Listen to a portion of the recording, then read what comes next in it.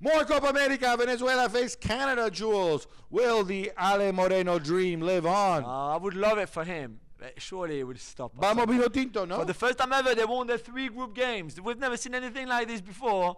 From Venezuela and Gray, Salomon Rondon is like turning into prime Cristiano up front. It's like, what is going on here?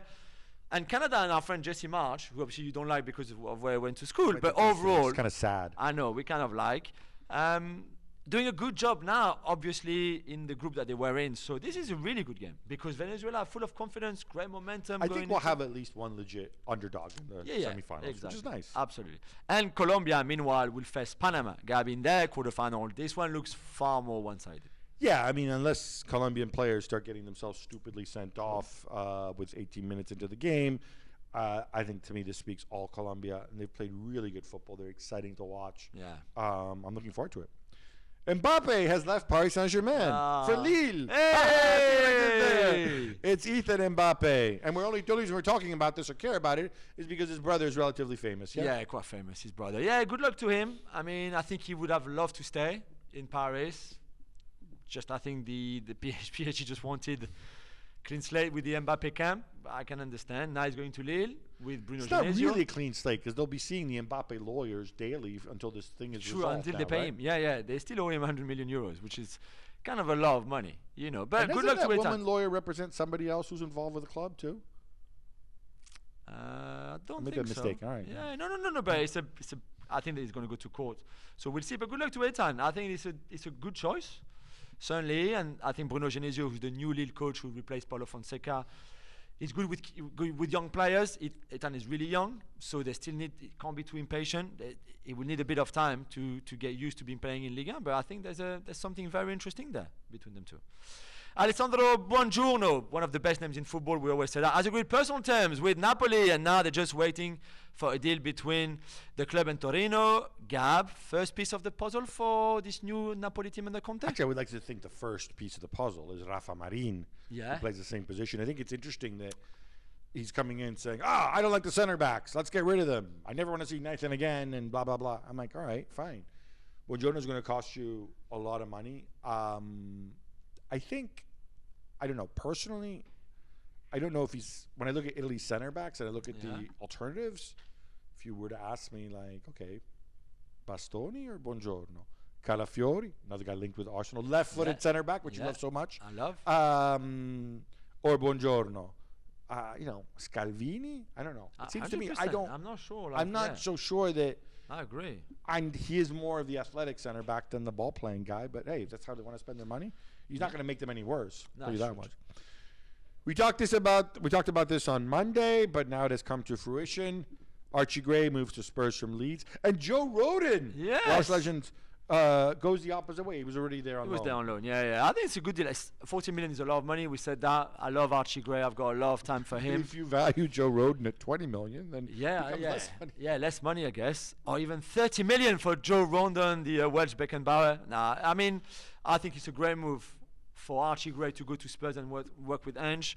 I think it's a great move from Spurs and Ange to get a player like him because, yes, he's very young and very raw, but he showed already so many promises that there's definitely a great player in it. And you know that his younger brother, Harry, who is the England 15. You're going to tell me he's even better than... Even better than Archie, than his dad, than the granddad, than the uncle, than all the Greys who played. The uncle is Eddie Gray. He's not going to be better than Eddie Gray. Watch my words. Eddie Gray played with Peter Lorimer on the great lead side. And Norman Hunter. I'm too young for this. Legs, I'm younger than you. I don't know. I can say one thing about the guy moving the opposite direction. We talked about this before, the swaps, inflated values. My column is up on that. I invite you to check it out. It's really funny because, there's certain people who write about transfers who, how can I say this nicely? Who are the people we turn to because they speak regularly to the clubs trust them to put the information out. They're kind of the Woj and Shams, if you will, of football. They've started writing, and Joe Rodon goes blah, blah, blah, in a separate deal. And in a separate deal, Chelsea, have acquired Amari Kellyman or whatever, right? Yeah. Guys, the clubs are telling them to write that.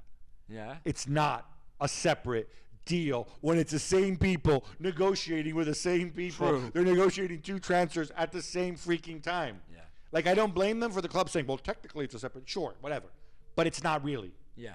Okay, so just be honest about true. that. That's true. Gab, some troubling news with the second tier, so second division of the women's game in England. Sheffield United have only 2 players under contract and have delayed preseason training, while there's also a problem with Blackburn. What's going on? Yeah, but Blackburn players are going to be earning minimum wage, and they're on 16 hours a week contracts. So I'm assuming they'll have to get second jobs because, according to the estimates I saw, they're going to make about £9,000 a year, which is maybe $11,000, something like that. Can't really live on that. Definitely not. We also had an issue. The Reading women's team, they withdrew from the championship entirely, and this goes back to something we've talked about what should the model be for the women's game. At this level, they're semi-professional, but then when they move up into the WSL, then they are professional, and then the costs just go up significantly. Yeah. And as long as they're being bankrolled by big clubs, that's fine. But when they have to try to make the money themselves to justify it, I don't know. I get a sense the resources are limited. The Blackburn, their stadium, according to Wikipedia, holds 3,000 people for the women's team. You're not going to be able to justify, and presumably have low ticket prices because they want to grow the sport. It's a fine balance to strike, and I wonder if maybe the move to professionalism or even semi-professionalism doesn't come a little bit too quickly. But then at the same time, if you have these teams in the WSL where there's only 12 teams, and there's only 12 teams because there's only 12 teams who can really afford to be professional. That's right. And some of them can't because Sheffield United, as we saw, they went down, and now they're stuck with all this stuff. They're canceling everything. I don't know. I think we have to be open to some sort of super league for the women's game, precisely because it's not organic and bottom up. Once the Premier League clubs got involved, whereas back in the day of Doncaster Bells and Frankfurter FC or whatever it was called, and all those Scandinavian teams that have gone bust because the Barcelonas and the Manchester Cities and the Chelseas, the men's team just started bankrolling them, and they haven't been able to compete. Fine, but that ship has sailed. So I think people need to take a serious look at this.